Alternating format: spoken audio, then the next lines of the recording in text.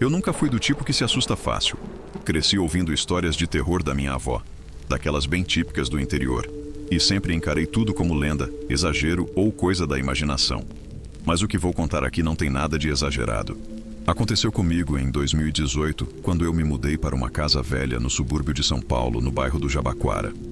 Na época, eu estava começando minha vida de forma independente. Havia conseguido um emprego como auxiliar administrativo em uma escola e precisava encontrar um lugar barato e próximo do trabalho. Foi assim que cheguei até aquela casa, uma edícula nos fundos de um sobrado antigo, localizada na Rua dos Ladrilhos Desfeitos. Nunca vou esquecer o nome da rua, porque ele virou quase uma maldição na minha vida. O aluguel era absurdamente barato, considerando a localização. O dono, um senhor de fala arrastada e aparência pálida, me disse que quase ninguém se interessava em morar ali por muito tempo. A umidade assusta, ele disse, como se quisesse justificar. Eu, empolgado por finalmente sair da casa dos meus pais, não pensei duas vezes. Assinei o contrato no mesmo dia e me mudei na semana seguinte, com uma mala, um colchão inflável e meu notebook. A casa era pequena, mas tinha tudo o que eu precisava. Um quarto, uma cozinha conjugada com a sala e um banheiro apertado no fundo. O cheiro era forte, meio doce, meio mofado. Achei que com o tempo sumiria. Não sumiu. Na primeira noite, já senti que havia algo de errado. O quarto era estranhamente frio, mesmo com as janelas fechadas e o calor abafado do verão do lado de fora. Às 3 da manhã, fui acordado por um barulho vindo do teto, como se algo arranhasse o forro com unhas compridas. Achei que fosse rato. Tentei ignorar, mas aí veio o segundo barulho. Não era arranhado. Era como se alguém, ou alguma coisa, estivesse rastejando sobre o telhado de Eternite, devagar, pesadamente, e parava sempre em cima do meu quarto. Era como se me observasse. Levantei, peguei uma vassoura e fui até o quintal. Apontava para o telhado, pronto para espantar qualquer animal. Mas não havia nada. E mesmo assim, o barulho continuava, dentro da minha cabeça. Voltei para dentro, tentando racionalizar o que ouvi. Talvez fossem gatos. Talvez algum vizinho fazendo barulho. Mas a rua era silenciosa, e os fundos da casa davam para um muro alto coberto de era. Nada além do meu quintal e escuridão. Voltei a dormir com dificuldade, coberto por um suor frio, com a estranha sensação de que estava sendo vigiado. Nos dias seguintes, os acontecimentos se intensificaram. Certa manhã, encontrei marcas de pegadas no chão da cozinha. Pegadas pequenas, quase infantis, feitas com o que parecia ser uma substância acinzentada e gordurosa. O detalhe mais perturbador era que começavam no meio do cômodo. Não vinham da porta, nem da janela. Como se a coisa tivesse surgido ali, do nada. Liguei para o proprietário e mencionei as marcas. Ele ficou em silêncio por uns segundos e então disse: "Já teve gente que viu coisas aí, mas nunca foi provado nada." Aquilo me incomodou. Questionei o que ele queria dizer, mas ele apenas se esquivou. "Se você achar melhor sair, a gente encerra o contrato sem multa." Eu entendo. Pensei em ir embora, mas meu orgulho falou mais alto. Achei que ele estava tentando me assustar ou que talvez o lugar tivesse mesmo má fama e ele usasse esse tipo de discurso para acelerar a saída dos inquilinos. Naquela noite, sonhei com uma criança. Um menino com olhos muito pretos, profundos, que me encarava sentado sobre o meu peito. Ele não dizia nada, apenas me olhava, imóvel. Quando tentei gritar, não consegui. Era como se minha garganta estivesse trancada. Acordei ofegante, com a sensação de peso no peito. Fui direto ao espelho do banheiro. Meu rosto estava pálido. Sob os olhos, 2 manchas roxas. E no pescoço, 3 pequenos arranhões em linha reta. Não havia como eu ter feito aquilo dormindo. Depois disso, tudo piorou. As luzes começaram a piscar sozinhas, sempre no mesmo horário, 3h17 da manhã. Um número que passei a ver em tudo. No relógio do micro-ondas, no celular, até em notas fiscais. 3h17. A água do chuveiro, que antes era morna, começou a sair gelada. A torneira da pia abria sozinha à noite. E sempre que eu ia dormir, ouvia passos na cozinha como se alguém caminhasse descalço no ladrilho velho. Um dia, voltando do trabalho, encontrei a porta da casa entreaberta. Tinha certeza de que a trancara antes de sair. Entrei devagar, coração disparado. A televisão estava ligada, estática. Eu nem usava a TV, só o notebook. E sobre o colchão, alguém tinha deixado algo. Um sapato de criança, muito antigo, sujo de terra seca. Não consegui dormir naquela noite. Na manhã seguinte, fui até a casa da Dona Maria, uma vizinha idosa que sempre regava as plantas do outro lado da rua. Ela me conhecia pouco, mas parecia simpática. Comentei sem muitos detalhes que coisas estranhas estavam acontecendo. Ela me olhou com uma expressão pesada e disse: "Aquela casa já viu muita tristeza. Já morou criança ali. Menino. Sumiu. A mãe foi ficando doida. Dizia que o menino falava com alguém dentro das paredes. Aquilo me arrepiou. Perguntei se ela lembrava o nome da criança. Ela fez que não com a cabeça, mas disse algo ainda mais inquietante. O menino sumiu num 17 de março. Nunca acharam. Só ficou o nome rabiscado no armário. Com sangue. A mãe morreu pouco depois. Voltei para casa em choque. Minha cabeça girava. O número 17 de março. A data que vinha me assombrando. 3:17. Não era apenas uma coincidência. Era como se tudo estivesse conectado. E agora, eu morava no mesmo lugar onde uma criança havia desaparecido. Comecei a pesquisar. Fui até uma lan house. Busquei arquivos antigos em sites de jornais locais. Demorou, mas encontrei uma nota de rodapé de um jornal impresso, de 1994. Criança desaparece misteriosamente em casa no Jabaquara. Mãe afirma ter ouvido vozes e sussurros nas paredes. Era a minha casa. E naquela nota estava o nome do menino, Jonas Araújo da Silva. Tinha 7 anos. Voltei para casa com uma sensação de desespero. Decidi empacotar tudo e sair dali no fim de semana. Mas não deu tempo. Na madrugada seguinte, fui acordado novamente. Eram 3:17. Dessa vez, o barulho era de passos, mas não do lado de fora, dentro do quarto. Abri os olhos e, por um segundo, achei que estava sonhando. No canto da parede, ao lado do armário embutido, havia um buraco. Um buraco que não estava lá antes. Do buraco saía uma respiração lenta, baixa, um sussurro arrastado. Você voltou? Me paralisei. O quarto ficou gelado. O ar cheirava a terra e madeira podre. O buraco parecia se expandir lentamente, como se estivesse abrindo uma passagem. Então, algo saiu de lá. Primeiro, uma mão. Pequena, magra, cinzenta. Depois, metade de um rosto infantil, com olhos escuros demais, que me encaravam como se me conhecessem. Era Jonas. Ou o que restou dele. Fiquei paralisado, hipnotizado por aquele olhar vazio. A criança, ou a coisa que um dia foi uma criança, saiu lentamente do buraco, deslizando como se não tivesse ossos. O som era úmido, os olhos não piscavam, e a boca, entreaberta, sussurrava em um tom baixo e contínuo. Você trouxe a chave. Você trouxe a chave. Eu tremia. O quarto parecia girar. Meu corpo queria correr, mas minha mente estava presa naquela visão impossível. Foi quando percebi. Ele não estava falando comigo. Seus olhos olhavam além, como se vissem outra pessoa ou outra época. Nesse momento, o chão rangeu violentamente. A lâmpada do teto explodiu, mergulhando o quarto numa penumbra tremeluzente vinda do corredor. O cheiro de terra úmida ficou mais intenso, e então uma segunda voz surgiu. Grave, distante, como vinda de dentro das paredes. Volta pro lugar, Jonas. A criança parou congelada. Seus olhos viraram-se para o armário. E então, aos poucos, ela se arrastou de volta, como um boneco quebrado puxado por cordas invisíveis.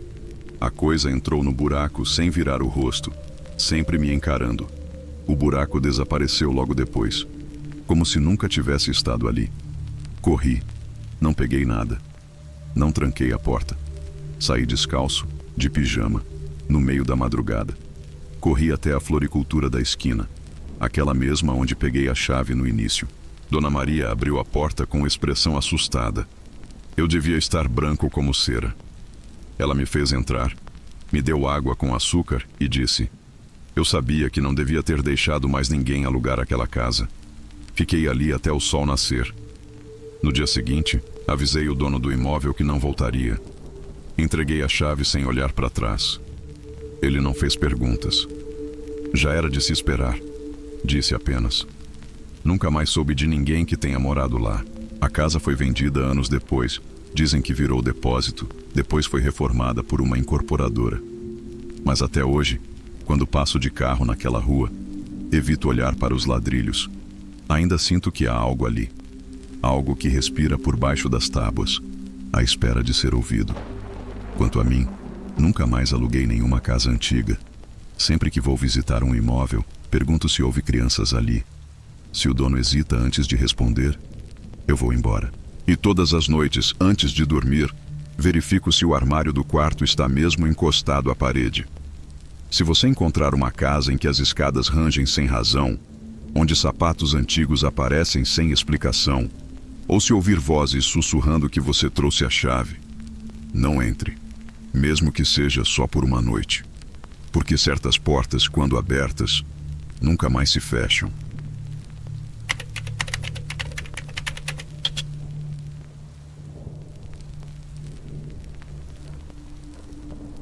Meu nome é Rafael, e o que vou contar aconteceu comigo em 2022, quando aceitei um contrato temporário como fotógrafo documental em uma cidade do interior de Goiás.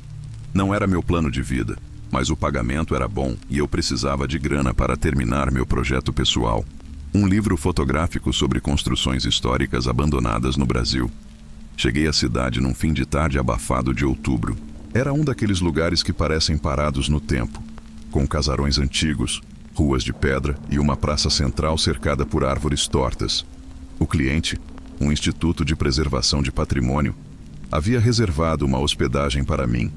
Pousada Bom Descanso, localizada nos arredores da cidade, próxima a uma antiga linha férrea desativada. Logo de cara, algo na pousada me causou estranhamento. O prédio era grande, com traços coloniais, janelas altas e uma estrutura de madeira escurecida pelo tempo. A recepção estava vazia quando entrei, mas havia uma sineta antiga sobre o balcão. Toquei 1, 2 vezes, até que uma senhora apareceu por trás da cortina. Rafael, não é? Já estávamos te esperando. Ela não disse o próprio nome, só me entregou uma chave de metal envelhecido, pendurada num chaveiro de couro. No couro, marcado a fogo, estava escrito: QSN. Quarto sem número? Perguntei, tentando rir. É o que temos disponível. Fica no fim do corredor do segundo andar. É um quarto mais antigo, mas silencioso. Havia algo estranho em seu tom de voz, como se ela tentasse me tranquilizar antes mesmo de eu sentir desconforto. Agradeci, peguei minha mochila e subi as escadas com passos cautelosos.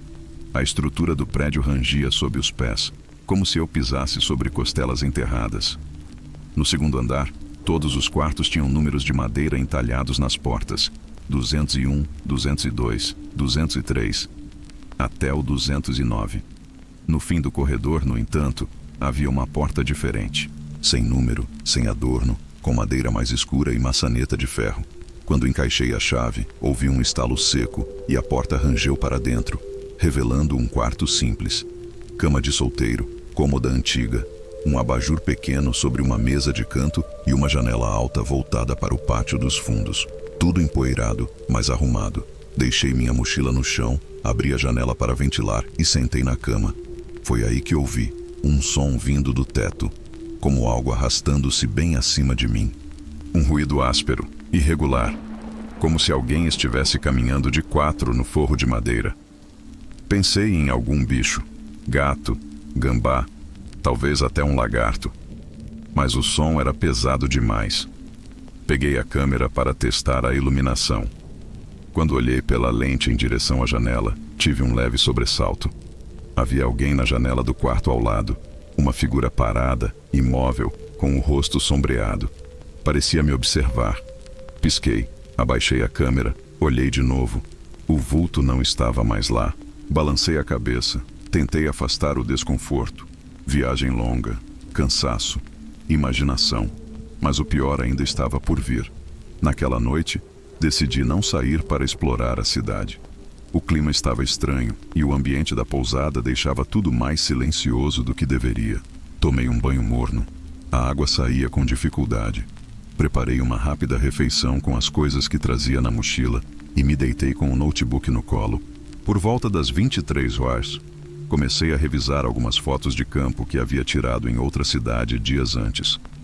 Me perdi nas edições até que, sem perceber, o tempo passou. O relógio marcava 1h12 quando ouvi novamente o som vindo do teto. Desta vez, mais perto. Arrastado. Lento. Deliberado. Levantei da cama devagar. Peguei a lanterna da câmera e iluminei o teto de madeira.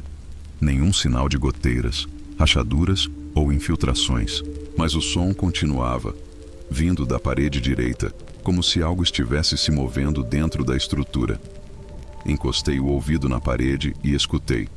Sussurros. Fracos. Distantes, mas definitivamente sussurros. Várias vozes sussurrando ao mesmo tempo, como se alguém murmurasse uma prece ou recitasse nomes. Afastei-me com o coração acelerado. Nessa hora, o abajur do canto apagou sozinho. Dei um pulo, fui acender o interruptor principal, mas nada. A luz tinha falhado de vez. O quarto mergulhou numa penumbra angustiante. A única iluminação vinha da tela do notebook, que logo entrou em modo de repouso. Um silêncio absoluto se instaurou. E então, batidas na porta. 1, 2, 3. Se fossem hóspedes, bateriam normalmente. Mas aquele som era pesado, rítmico, como se a pessoa tivesse a mão grande, grossa e não tivesse pressa. Fiquei paralisado. O coração batia forte no peito, no pescoço, nos ouvidos. Fui até a porta em silêncio. Encostei o olho no olho mágico. Nada, apenas o corredor escuro. Dei um passo para trás, e antes que pudesse raciocinar, a maçaneta girou lentamente. Trancada. Mas alguém estava do outro lado tentando abrir. Tem alguém aí? Minha voz saiu trêmula. Silêncio. Mais um giro leve na maçaneta. Depois, passos se afastando. Ouvi cada rangido das tábuas do chão do corredor. 1, 2, 3, até sumirem. Fiquei acordado até o amanhecer. No dia seguinte, fui falar com a recepcionista. Ela parecia outra pessoa. Evitava meu olhar, dava respostas curtas. Teve alguém batendo na minha porta ontem, de madrugada. Eu disse. Ela apenas respondeu. Às vezes, os hóspedes se confundem de quarto. Mas o meu quarto não tem número. Ela fez um leve aceno de ombros e mudou de assunto, perguntando se eu queria o café. Continuei trabalhando nos dias seguintes, mas algo naquela pousada começou a mexer comigo de formas que eu não esperava. Toda madrugada, entre 1 e 3, ouvia o mesmo som de arrasto no teto, seguido por sussurros e passos no corredor. Em uma das noites, tomei coragem e saí do quarto no momento em que ouvi os passos. Corredor vazio. Quis bater nas portas vizinhas, mas estavam todas em silêncio. Voltei, acendi a lanterna da câmera e fotografei a porta do meu próprio quarto. Quando revelei a imagem no notebook, meu sangue gelou. Havia algo atrás de mim. Um vulto escuro, refletido no espelho da parede oposta ao corredor. Não era sombra, era forma, silhueta, como um homem alto, com braços longos demais, e uma cabeça que parecia inclinada de maneira antinatural, quase encostando no ombro. Não consegui dormir naquela noite. Na manhã seguinte, depois da noite mais perturbadora que já tinha vivido, tomei coragem e decidi investigar. Me lembrei que durante meu trabalho para o livro de arquitetura, conheci alguns arquivos públicos da região e centros de preservação de patrimônio. Talvez houvesse algo sobre a pousada Bom Descanso. Peguei meu carro e fui até a biblioteca municipal da cidade. Um casarão antigo e abafado, onde uma senhora gentil chamada Célia me ajudou a encontrar registros antigos de construções locais. Contei que eu era fotógrafo e que me interessava por curiosidades históricas. A pousada era um hospital psiquiátrico, décadas atrás, disse ela, folheando um livro grosso com capa de couro. Antes disso, foi sede de um seminário católico, E muito antes, segundo dizem, foi construído sobre ruínas de senzalas da antiga fazenda da região. Aquilo me arrepiou. E esse hospital? Teve algum caso conhecido? Perguntei. Ela hesitou antes de continuar.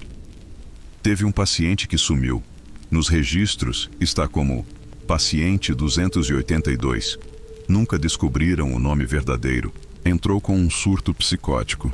Ficou meses isolado, mas certa noite desapareceu.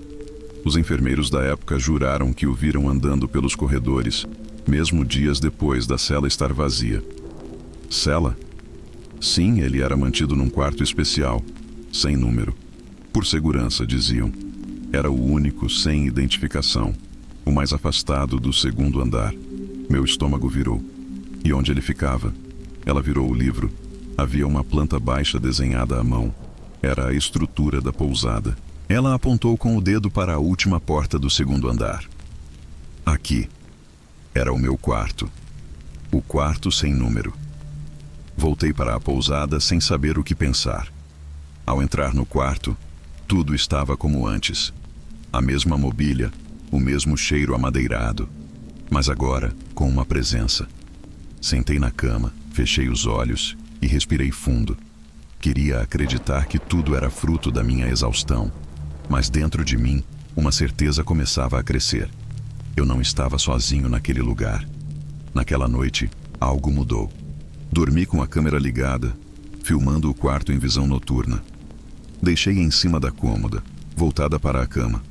Por volta das 2h47 da madrugada, fui acordado pelo barulho de madeira estalando, como se algo pesado tivesse caído. Acordei, liguei a lanterna e procurei ao redor. Nada fora do lugar. Fui até a câmera. Ainda estava gravando. No dia seguinte, transferi o vídeo para o notebook e avancei até o horário da queda. E foi aí que vi. A porta se abriu sozinha, lentamente. E por ela, entrou algo rastejando. Não era nítido, mas era algo escuro, alongado, como se estivesse se movendo com os braços e pernas encolhidos. Chegou até o pé da cama e parou. Depois, simplesmente desapareceu no escuro. Mas o que mais me apavorou foi que, enquanto isso acontecia, eu estava dormindo tranquilamente, sem me mover. Como se algo me anestesiasse para não perceber. Depois de assistir à gravação, passei o dia inteiro sem conseguir focar em mais nada. Cada barulho do prédio me fazia saltar. E mesmo com todas as evidências em mãos, o vídeo, os arquivos da biblioteca, os relatos antigos, parte de mim ainda relutava em aceitar o óbvio. Aquilo não era psicológico. Decidi não dormir lá naquela noite. Procurei um hotel mais próximo do centro, mas antes de ir embora, deixei minha câmera escondida, ainda gravando, presa ao espelho da escrivaninha, apontada para a cama e a porta. No hotel, tentei descansar. Fechei os olhos, mas a mente girava. Quase 3 da madrugada, recebi uma notificação no celular. Detecção de movimento. Era do app da câmera. Abri imediatamente a transmissão. A imagem estava escura, o modo noturno ativado. A porta do quarto estava fechada. E então, abriu devagar. Uma sombra atravessou a entrada, mas dessa vez não rastejava. Ficou de pé. Era alta, muito alta. Tão magra que parecia composta apenas de ossos e pele. Estava de costas para a câmera, mas seu pescoço se virava em um ângulo impossível, como se olhasse diretamente para a lente, de cabeça para baixo. E então a tela ficou preta. Tentei reiniciar a transmissão. Nada. Minutos depois, outro alerta. Memória corrompida. Arquivo inválido. O vídeo sumiu. No dia seguinte voltei à pousada com a desculpa de buscar um item esquecido. O atendente me recebeu com um sorriso falso e olhos cansados. "O senhor deixou algo no quarto?" "Talvez uma peça da câmera", respondi. Subi, mesmo sem permissão. Quando entrei no quarto, estava tudo normal, como se nada tivesse acontecido. Peguei a câmera. Estava desligada, mas com a luz vermelha piscando, como se estivesse tentando salvar algo. Retirei o cartão de memória e guardei no bolso. Na parede perto da cama, algo me chamou a atenção. Pequenas marcas, como se alguém tivesse arranhado o reboco. 4 linhas paralelas, repetidas diversas vezes, e logo acima delas, escritas em letras tortas: "Deixe a porta aberta." Naquela noite sonhei com o homem do espelho. Era sempre o mesmo quarto, a mesma cadeira vazia, e o mesmo vulto, primeiro parado no canto, depois ao pé da cama, até finalmente sentar-se diante de mim e dizer: "Você dormiu no meu lugar." Acordei suando, o coração disparado. As palavras ecoavam na minha cabeça. "Você dormiu no meu lugar." Pesquisei obsessivamente sobre a pousada e antigos hospitais da região. Encontrei fóruns antigos, relatos de ex-enfermeiros, pacientes transferidos. Uma das mensagens me chamou a atenção: "Evitem o segundo andar, principalmente o último quarto do corredor. Não deixem a porta aberta. Ele entra se houver espaço. Ele precisa de um corpo para continuar existindo." Continuei descendo no tópico. Um comentário anônimo, feito 11 anos antes, dizia: "Quarto sem número. Não tem nome, não tem dono. Só um visitante por vez. Se dormir lá, ele fica com você." Fechei tudo. Apaguei os históricos. Já era tarde demais. Na semana seguinte, comecei a ter lapsos de memória. Acordava em cômodos diferentes da casa. Encontrava objetos fora do lugar. Certa manhã, minha vizinha me parou no elevador. "Estava tudo bem com você ontem à noite?" perguntou. Parecia diferente. "Diferente como?" Ela hesitou. "Tava parado no corredor, só olhando para a porta. Uns 20 minutos. Eu até pensei em chamar ajuda. Mas aí você entrou no apartamento e fechou. Eu não lembrava de nada daquilo." Decidi conversar com um padre, um conhecido da minha mãe, de quando ela frequentava a igreja. Ele me ouviu com atenção, sem interromper. No final, disse apenas: "Você não foi seguido. Você foi marcado. Ele sabe seu nome agora. Sua presença o alimenta. E ele já está dentro da sua casa. Pedi ajuda." O padre veio até meu apartamento no dia seguinte. Trouxe água benta, rezou, queimou incenso. Disse que precisaria voltar mais vezes. Mas antes de sair, me perguntou: "Você levou alguma coisa de lá?" Lembrei da câmera, do cartão de memória, do caderno velho que havia esquecido no porta-luvas do carro. "Queime tudo", ele disse. "E não olhe para trás enquanto faz isso." Fiz como ele mandou. Levei os objetos até uma área isolada no terreno do meu avô e os queimei. O cheiro era horrível, denso, como couro queimado e ferro oxidado. Enquanto as chamas subiam, ouvi um estalo seco vindo da mata ao lado, como um galho sendo pisado. Depois, uma respiração, pesada, molhada. Não olhei. Joguei tudo na fogueira e voltei para o carro sem me virar. Só quando fechei a porta ouvi uma voz, abafada do lado de fora: "Eu ainda tenho a chave." Desde aquela noite, as coisas mudaram. Dormir ficou mais difícil. Silêncios começaram a me incomodar. Espelhos da casa embaçavam mesmo sem vapor. Algumas fotos minhas começaram a sair com falhas, como se outra imagem tentasse se sobrepor à minha. Um amigo da faculdade, fotógrafo também, analisou uma das imagens mais recentes que tirei. Um autorretrato com longa exposição. Ele me chamou nervoso. "Cara, tem alguém atrás de você nessa foto. Aqui, entre você e a parede. Mas você está sozinho, certo?" Eu estava. Mas na foto, havia uma silhueta de um homem muito alto, com os braços esticados demais para o corpo. A face borrada, como se movesse fora do tempo. Hoje em dia evito quartos de hotel, evito fotos, evito contar essa história, mas ainda recebo de vez em quando mensagens no celular de números aleatórios, sempre com a mesma frase: "Deixe a porta aberta." Uma madrugada, acordei com o celular vibrando. Era um e-mail, sem título, sem remetente visível. O corpo da mensagem era apenas uma imagem. A minha cama, com alguém deitado nela. Mas não era eu. E desde então todas as portas da minha casa amanhecem entreabertas, mesmo trancadas, mesmo com cadeado. E toda vez que eu tento fechá-las por completo, algo trava a maçaneta por dentro.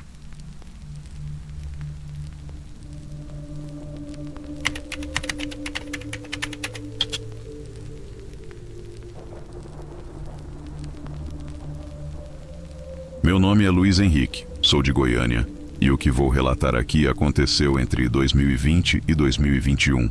Foi um processo longo, gradual, e por isso mesmo tão difícil de identificar no começo. Não foi uma noite isolada, nem um evento sobrenatural que surgiu do nada. Foi como uma infiltração, silenciosa, invisível, até que era tarde demais. Na época, eu e minha esposa Carol tínhamos acabado de nos mudar para um condomínio novo na região metropolitana.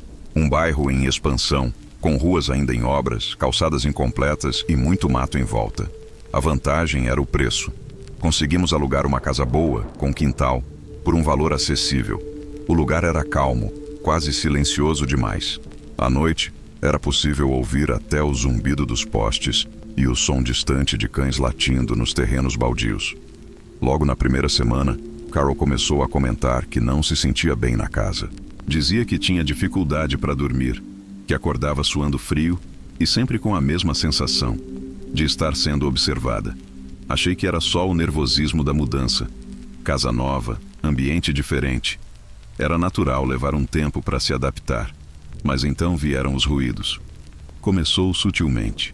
Estalos no telhado, rangidos na estrutura, o tipo de coisa que você atribui ao calor, ao vento ou à idade da construção. Mas as ocorrências começaram a se repetir, sempre no mesmo horário, entre 3h10 e 3h20 da madrugada. Era como se alguém estivesse andando sobre o telhado com cuidado, tentando não fazer barulho, mas sempre errando, sempre deixando escapar um passo mais firme, uma telha deslocada, um rangido mais longo. Certa noite me levantei, peguei uma lanterna e fui até o quintal. Iluminei o telhado por todos os lados. Nada, nem sinal de movimento. Mas quando entrei de novo e fui beber água, Carol desceu as escadas com o rosto pálido. Tem alguém no sótão. Fiquei paralisado por um segundo. Aquela casa, na verdade, nem tinha um sótão tradicional. Havia apenas uma pequena abertura no forro da área de serviço, com uma tampa de madeira.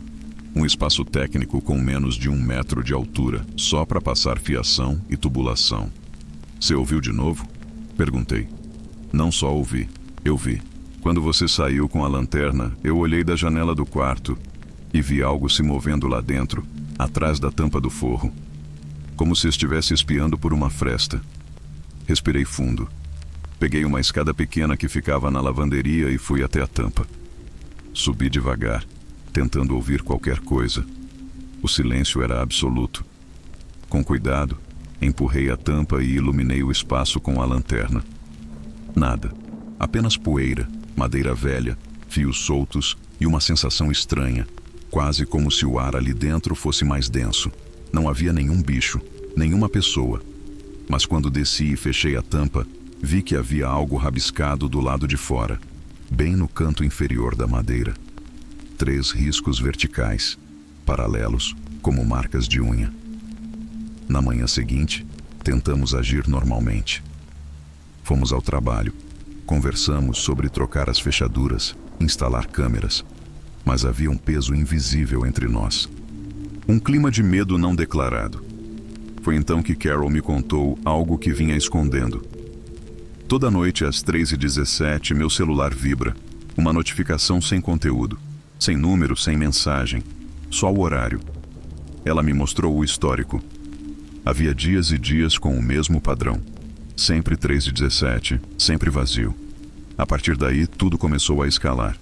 E ainda tem muito para contar. Naquela mesma noite, decidi colocar meu celular para gravar áudio enquanto dormíamos. Programei o gravador para começar às 2h30 e terminar às 4h. Eu só queria alguma prova. Algo que justificasse o que a gente estava sentindo. Na manhã seguinte, enquanto Carol tomava banho, sentei com um fone de ouvido e comecei a revisar a gravação. Durante os primeiros 30 minutos, só havia silêncio, ruídos normais da casa, um ou outro barulho distante. Mas exatamente às 3h17, escutei um som diferente. Era uma voz, baixa, arrastada, quase um sussurro. No fone, ouvia-se algo como: "Cuidado, ele está..." E depois disso, um estalo seco, como se algo tivesse batido em madeira. Rebobinei várias vezes. Não consegui identificar a voz. Não era minha. Não era de Carol. Parecia infantil, mas também velha, como se duas frequências estivessem sobrepostas. Fiquei ali sentado, sem saber o que fazer. A sensação de impotência era esmagadora. Se chamássemos a polícia, iam rir da gente. E se fosse algum tipo de interferência no áudio? Algum tipo de pareidolia sonora? Foi então que Carol saiu do banheiro, enrolada na toalha, e disse: "Você deixou isso no meu travesseiro?" Ela me mostrou um pedaço de papel amarelado, dobrado ao meio. Era parte de uma folha de caderno antigo, escrita com uma letra trêmula. Fique no claro, ele se alimenta do escuro. A partir desse dia, passamos a dormir com todas as luzes acesas. Banheiro, corredor, abajur, até a luz do quintal. Vivíamos com olheiras, cansaço, mas o medo não permitia que a gente relaxasse. Certa madrugada, o disjuntor caiu. Tudo ficou escuro em questão de segundos. Acordei com Carol agarrada no meu braço, tremendo. A casa inteira mergulhada em silêncio. O tipo de silêncio que parece escutar você de volta. Levantei com a lanterna do celular, ainda funcionando, e fui até o quadro de energia. Antes mesmo de chegar, vi que a tampa do forro da área de serviço estava aberta de novo. Mas não foi isso que mais me apavorou. Foi o que havia no chão, bem debaixo da abertura. Uma pequena boneca de pano suja, com a costura da boca rasgada. E dentro dela, uma chave enferrujada. Aquela chave era antiga, pesada, com entalhes que não pareciam de nenhum modelo moderno. Ficamos um tempo só encarando ela sobre a mesa, como se estivesse prestes a se mover sozinha. Na parte superior da peça, alguém tinha gravado algo, com algum tipo de objeto cortante, talvez prego ou faca. Eram apenas duas letras, LH, meus próprios iniciais.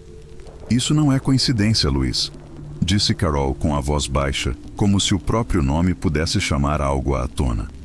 Isso tá vindo atrás de você. Levamos a chave para o porão do prédio onde ficava a administração do condomínio. Havia uma saleta com um pequeno almoxarifado, trancada com cadeado. Era a única fechadura diferente no conjunto todo. Sem dizer nada a ninguém, testei a chave. Girou com perfeição. Mas a sala estava vazia, pelo menos à primeira vista. No canto do cômodo, havia uma pequena caixa de madeira, do tamanho de uma caixa de sapato. E sobre ela, colado com fita adesiva, um recorte de jornal. O título estampado dizia: "Adolescente encontrado desacordado em imóvel abandonado. Moradores falam em posse demoníaca." E no meio do texto, em destaque, o jovem identificado como Luiz Henrique dos Santos, de 15 anos, foi encontrado em estado catatônico. Parei de ler. Eu me chamo Luiz Henrique, mas nunca fui internado, nem encontrado desacordado. Pelo menos não que eu saiba. Isso é algum tipo de aviso? Perguntei. Carol pegou a caixa e abriu. Lá dentro havia uma fita cassete, um espelho de bolso trincado e um pedaço de papel com uma única frase: "Algumas memórias não são nossas, mas nos escolhem." Naquela noite, voltamos para casa, mas dormimos no carro. O medo havia se tornado físico, como uma doença no ar. Estávamos cercados de sinais, e ainda assim, sem saber o que fazer. Dias depois, Carol sonhou com a casa pegando fogo. Disse que via rostos na janela do sótão, e um deles era o meu. Mas o que mais me abalou foi o final do sonho. Você não tentava sair. Você sorria, como se já estivesse lá há muito tempo. Eu não conseguia mais trabalhar. Meu chefe ligava todos os dias perguntando por mim, e eu dava desculpas cada vez mais esfarrapadas. Carol, por outro lado, entrou numa espiral de pesquisa. Passava horas no computador, investigando lendas urbanas, casos semelhantes, simbologias e, principalmente, ocorrências inexplicáveis envolvendo o nome Luiz Henrique. Uma noite, ela me chamou com os olhos arregalados. "Tem outro caso, de 1998. Um menino de Goiânia chamado Luiz Henrique dos Santos desapareceu durante um passeio escolar. A última vez que foi visto foi numa casa abandonada no Jardim Primavera. Fui até a cozinha pegar água e, quando voltei, a imagem que Carol tinha aberto ainda estava no monitor. E no fundo da foto, em preto e branco, com qualidade péssima, Uma sombra atrás da porta, alta, alongada, e com os mesmos 3 riscos verticais no peito, como uma assinatura. Decidimos sair da casa. Alugamos um quarto na casa da mãe da Carol por um tempo. No dia da mudança, enquanto esvaziávamos o armário do quarto, encontrei um envelope lacrado com meu nome na frente, escrito com a mesma letra trêmula da mensagem anterior. Dentro, havia uma única foto. Era uma imagem desfocada do nosso quarto, tirada de cima, como se tivesse sido feita do forro. Na imagem, eu e Carol dormindo.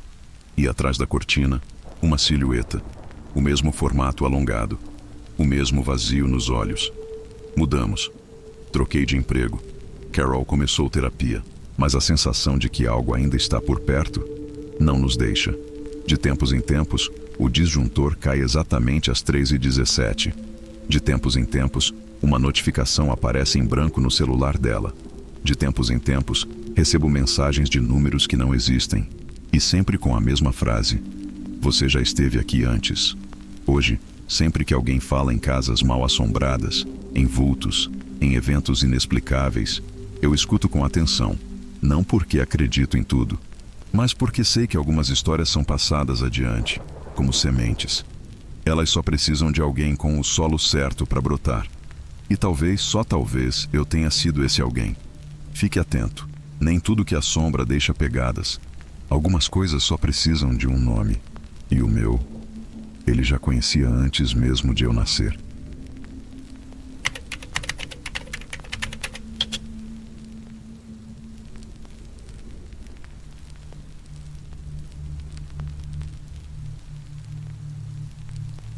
Eu nunca tive muita fé nessas histórias de terror. Sempre achei que no fundo era tudo exagero, invenção, ou no máximo fruto da imaginação de alguém sugestionável demais. Até 2014. Na época, eu trabalhava como técnico de segurança do trabalho numa construtora em expansão. Vivia viajando para obras em lugares afastados, cidades pequenas, sítios, regiões onde nem sinal de celular pegava direito. Era solitário, mas eu gostava. Sempre gostei de silêncio, rotina e um certo distanciamento da confusão urbana. Foi num desses deslocamentos que acabei indo parar numa obra em Canindé de São Francisco, interior de Sergipe. A empresa tinha comprado o terreno de um antigo engenho, desativado desde os anos 70. O lugar era enorme, uma área de mata com ruínas de alvenaria, colunas cobertas por musgo e um casarão ao fundo, desses com arquitetura colonial e portas altas. Nossa missão era transformar tudo aquilo em um resort ecológico. No primeiro dia, o engenheiro responsável, Ronaldo, me deu um mapa impresso do terreno com marcações de segurança e disse: "Só cuidado com o casarão. Vai ser demolido depois, mas por enquanto é melhor não entrar. Estrutura antiga, instável, perigosa." Fiz que sim com a cabeça e deixei passar. Mas algo naquele casarão me chamou a atenção desde o início. Ele não era apenas velho. Tinha uma presença. Dava para sentir o peso daquilo mesmo de longe, como se o tempo tivesse parado só ali dentro. Durante a primeira semana, tudo correu bem. Fiz o levantamento de risco, as marcações de zona de segurança, orientei os operários. Havia apenas 8 homens no canteiro. A energia era gerada por um pequeno grupo gerador, e o alojamento improvisado ficava a 300 metros da área principal. E então, começaram as coisas estranhas. Na segunda-feira da segunda semana, por volta das 22h, um dos operários, Juca, veio bater na minha janela. Eu estava no alojamento lendo um livro, quando ouvi as batidas apressadas. "Doutor, desculpa a hora. O senhor viu o Luiz?" "Luiz, o ajudante de pedreiro. Ele sumiu. Saiu para fumar ali perto da trilha e não voltou. Já tem mais de 1 hora." Levantei e fui com ele. 3 outros operários estavam reunidos em volta de uma lanterna, cochichando. Quando me viram, ficaram quietos. "Vocês já procuraram em volta?" "Sim. Fomos até a curva da trilha. Chamamos, mas nada. Levei minha lanterna e seguimos os 4 até a tal trilha. Era uma antiga estrada de terra entre o mato, usada por caminhões no passado. A 200 metros havia uma bifurcação. À direita, o caminho levava ao casarão abandonado. "Ele nunca ia para lá", disse Juca baixinho. "Ninguém vai." Vocês chegaram a ver para que lado ele foi? Não. Só ouvimos ele assobiar, como sempre. Depois silêncio. Insisti em olhar em volta. Chamamos, vasculhamos os arredores. Nada. Nenhum sinal do Luiz. Nenhum barulho. Nenhum movimento. Na manhã seguinte, ele apareceu. Sozinho. E é aqui que a história muda de tom. Luiz surgiu andando devagar pela trilha principal, com a roupa suja, olhos fundos e um arranhão no rosto. Não parecia machucado, mas diferente. Silencioso, como se não fosse ele. Corremos até ele. Perguntei o que tinha acontecido e ele só disse: "Me perdi. Dormi no mato", mas ninguém acreditou. A floresta era densa, sim, mas não era tão grande a ponto de alguém simplesmente desaparecer por uma noite inteira e aparecer como se nada tivesse acontecido. Ele não falou mais sobre aquilo.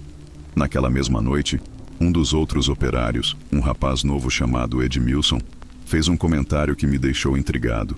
"O olhar do Luiz tá esquisito. Parece que viu coisa errada." "Como assim?" "Tipo, aquele olhar de quem já viu mais do que devia." E isso ficou na minha cabeça. Naquela mesma semana, as coisas começaram a mudar dentro do canteiro de obras. Na terça-feira, uma retroescavadeira travou sozinha. O motor desligou do nada e o operador jurou ter sentido uma pressão nos ouvidos, como se alguém tivesse gritado bem ao lado dele, mas sem som. Na quarta, um dos ajudantes de obra escorregou na escada e caiu, torcendo o tornozelo. Ele disse que escutou um chamado. Uma voz de mulher dizendo o nome dele antes da queda. O nome sussurrado? Ramon. Era o nome dele. Mas o ponto de ruptura foi na sexta-feira. Naquela noite fui acordado às 3 da manhã por um barulho no pátio. Acordei encharcado de suor, com a sensação de que algo estava errado. Quando saí com a lanterna, vi Juca parado, tremendo, olhando fixamente para o casarão abandonado, aquele do fundo da trilha. "Que foi, Juca?" Ele não respondeu. Só apontou. "A luz. Doutor, tem uma luz lá dentro." Olhei. Era verdade. Uma luz fraca, alaranjada, tremeluzente, como a de uma vela, no casarão abandonado havia décadas, onde ninguém pisava. Fui tomar a lanterna para investigar, mas Juca segurou meu braço com força. "Não vai, doutor. Pelo amor de Deus. O Luiz, ele foi lá." "Foi lá quando?" "Hoje, à noite. Disse que precisava buscar uma coisa." Meu sangue gelou. "E não voltou?" Ele apenas balançou a cabeça. Chamei 2 operários, armamos coragem e fomos até lá. A trilha estava úmida, com folhas grudando nas botas. A cada passo, a luz do casarão ficava mais forte. Quando chegamos à porta, entreaberta, sentimos um cheiro estranho. Um misto de madeira queimada e flores podres. Entramos. O interior do casarão era um labirinto de corredores escuros. A estrutura estava em ruínas, mas ainda em pé. Andamos devagar, chamando por Luiz. Nada. Até que vimos uma figura agachada num canto da sala dos fundos. Era ele. Mas ele não parecia bem. Estava de costas, murmurando, com as mãos tremendo. Em volta dele, velas acesas em círculo e várias folhas de papel com símbolos desenhados, como aqueles cadernos que eu vira na casa de Ouro Preto. "Luiz?" chamei. Ele não respondeu. Aproximei e o toquei no ombro. Ele virou o rosto devagar. E naquele momento, não vi o Luiz. Vi um rosto sombrio, deformado, como se metade estivesse coberta por algo escuro, espesso, como óleo ou tinta. Os olhos estavam completamente pretos, sem brilho, e sua boca se movia sem som. A luz das velas tremulou. Um vento frio atravessou o casarão e todas as chamas se apagaram de uma vez. No escuro, ouvimos um sussurro, mas não da boca dele. Era como se a casa inteira falasse: "Ele é meu agora." Um dos operários gritou. Saímos correndo. Luiz ficou. Quando voltamos pela manhã, ele não estava mais lá. O sumiço de Luiz causou um alvoroço no canteiro de obras. Comunicamos à polícia, que fez buscas no casarão e arredores, mas não encontraram vestígio algum dele. Nenhum fio de roupa, nenhum objeto, nada. Quando comentei sobre os papéis, os círculos de vela e os sussurros, fui olhado com desconfiança. Um dos policiais murmurou para o colega algo como: "Outro que ficou impressionado demais com a lenda da Mata dos Queimados." Só depois fui entender o que ele quis dizer. Uma semana depois, recebi a visita de uma historiadora da prefeitura chamada Laís. Ela estava trabalhando na catalogação das áreas rurais da cidade e soube que estávamos iniciando uma construção naquela região. Queria ver os documentos, as licenças e principalmente os mapas. Contei informalmente o que tinha acontecido, do casarão, do desaparecimento, do estranho nome, Corte dos Desvelados. Quando mencionei isso, os olhos dela se arregalaram. Ela pediu para ver o mapa da área onde estávamos construindo. Eu a levei até o escritório do engenheiro e lá, sobre a planta aberta, ela apontou com o dedo para a região mais ao fundo da propriedade, próxima do casarão. Aqui, exatamente aqui. Isso era o terreno da antiga Fazenda da Vigília. Fazenda da Vigília? Sim. Foi de um tal Damião Andrade, um homem recluso, morou aqui até os anos 50. Há relatos de que ele fundou uma seita de devoção noturna. Eles se reuniam sempre às 3h17 da madrugada. Chamavam esse horário de a hora desvelada, quando acreditavam que os véus entre os mundos eram mais finos. E a Corte dos Desvelados era o nome que davam ao círculo interno da seita, os escolhidos. Dizem que praticavam rituais de sacrifício e que mantinham registros. Centenas de nomes anotados. Nomes de pessoas que ainda nem haviam nascido. Senti um calafrio. Lembrei do caderno encontrado em Ouro Preto, do nome do meu pai, do número 282. Ela continuou. Ninguém nunca conseguiu confirmar nada disso. Em 1957, a fazenda pegou fogo numa madrugada. Dizem que Damião desapareceu junto com outros 4 homens. Nunca encontraram corpos. O casarão foi o único prédio que não desabou por completo. Mas isso é real? Ela deu de ombros como quem já cansou de tentar convencer céticos. O que é real para você? Naquela noite não consegui dormir. Revirei os arquivos do projeto, procurei nos papéis antigos do escritório e encontrei um documento assinado pelo comprador da terra. Mas o que me chamou a atenção foi o nome. Álvaro D. Andrade. Andrade. Mesmo sobrenome do tal Damião. Enviei uma mensagem para o número que tínhamos dele, perguntando se conhecia a história da propriedade. A resposta veio horas depois, às 3h17 da manhã. Eu só quero que ela volte. Sem mais nada. Sem contexto. Sem nome. No dia seguinte tentei contato com o engenheiro responsável pela obra, mas ele pediu afastamento por tempo indeterminado. Segundo a secretária, ele alegou estafa e passou a apresentar sinais de paranoia. Dizia ouvir passos atrás dele mesmo em casa. Afirmava que a luz do banheiro acendia sozinha sempre às 3h17. Procurei Laís novamente. Queria entender melhor quem era Álvaro D. Andrade e o que ele sabia sobre aquela terra. Ela me chamou até o centro histórico da cidade, onde ficava o pequeno arquivo municipal. Lá, entre papéis amarelados e fichas datilografadas, encontramos uma certidão de nascimento. Álvaro era neto de Damião Andrade. E mais, sua mãe havia desaparecido em 1979, ainda jovem, na mesma região da antiga fazenda. A versão oficial dizia que ela fugira de casa, mas nos recortes de jornal da época constava algo bem diferente. Relatos de luzes no céu, gritos na mata e uma carta deixada por ela dizendo que ele me chama da casa das paredes que respiram. Era impossível não ligar os pontos. Álvaro comprou a propriedade onde a mãe desapareceu. E a reforma do casarão parecia agora uma obsessão pessoal, ou talvez uma tentativa de reconexão com algo que havia se partido. Voltei ao local dias depois, já com tudo interditado pela polícia e o projeto pausado. Entrei por conta própria, pulando a cerca que havia sido parcialmente derrubada. A floresta em volta do casarão parecia mais escura, mais abafada. Não sei explicar, mas o ar era mais espesso.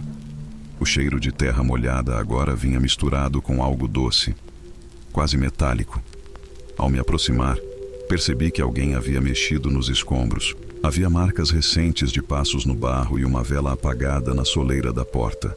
Entrei devagar. A estrutura estava pior do que antes. Teto afundado em partes, estuque se desfazendo das paredes, poeira e pedaços de madeira por toda parte. Mas no antigo salão, onde ficava o altar improvisado, algo novo havia surgido. Uma pintura. No chão, feita com carvão e terra, havia o desenho de um olho, gigante, aberto. No centro dele, o mesmo número, 282. Abaixo do número, uma palavra escrita em latim. Videor. Pesquisei mais tarde o significado. Pode ser traduzido como "eu sou visto". Naquela noite, dormi mal. Acordei às 3h17, como nos outros dias. Dessa vez, não foi o celular que despertou. Foi o som. Um som que vinha de dentro do meu guarda-roupa. Um rangido. Como madeira velha. Como uma escada sendo pisada. Levantei da cama com o corpo em alerta, como se o ar ao redor tivesse se tornado denso, carregado de eletricidade estática. A casa estava mergulhada no mais absoluto silêncio, mas o som continuava. Rangido, estalido, pausa, outro estalo. Era como se alguém subisse uma escada que não existia ali. Fiquei parado diante do guarda-roupa por alguns minutos, esperando, tentando racionalizar. Abri a porta com um puxão brusco, pronto para enfrentar qualquer coisa. Mas não havia nada, exceto por uma folha de papel dobrada cuidadosamente sobre a prateleira superior. Peguei com dedos trêmulos. Estava em branco, exceto por uma única palavra escrita com uma caligrafia firme e irregular. Videor. A mesma palavra que vi no chão do casarão. No dia seguinte, minha irmã apareceu de surpresa no meu apartamento. Disse que estava preocupada, que desde que eu tinha voltado de Ouro Preto, ela sentia como se algo estivesse me acompanhando. Disse que à noite ouvia vozes sussurrando meu nome em sonhos, que via vultos nos cantos da casa. E pior, teve uma noite em que acordou às 3h17 com um som no quarto dela, como madeira sendo arranhada. Ela mora a 400 quilômetros de mim. Comecei a considerar que aquilo tinha se tornado mais do que um simples caso de reforma paranormal. Era como se o próprio passado enterrado naquele solo antigo tivesse se desprendido e começado a se espalhar, se infiltrar na realidade daqueles que tiveram contato com ele. Resolvi voltar mais uma vez à propriedade. Dessa vez, não levei ninguém. Nem trena, nem câmera. Levei apenas uma lanterna, um crucifixo pequeno que era do meu avô, e o velho caderno onde anotei tudo o que vi desde o começo. Cheguei pouco antes das 18h. A noite caiu rápido, como se a escuridão estivesse à espreita, ansiosa para engolir aquele lugar. A entrada estava intacta. O símbolo do olho desenhado no chão já não estava lá. Alguém, ou algo, o apagou. Mas na parede do fundo, com tinta preta, outra frase havia sido escrita: "O homem que enxerga demais nunca dorme em paz." Eu já estava pronto para sair quando ouvi um sussurro, baixo, quase indistinguível. 282. Vinha do andar de cima, ou o que restava dele. Contra todo o instinto de autopreservação, subi pelas vigas ainda firmes. E foi lá em cima, entre escombros e janelas quebradas, que encontrei um quarto ainda inteiro. No chão, espalhadas como se fossem deixadas por alguém com pressa, estavam dezenas de fotos. Algumas rasgadas, outras inteiras, todas antigas, todas em preto e branco.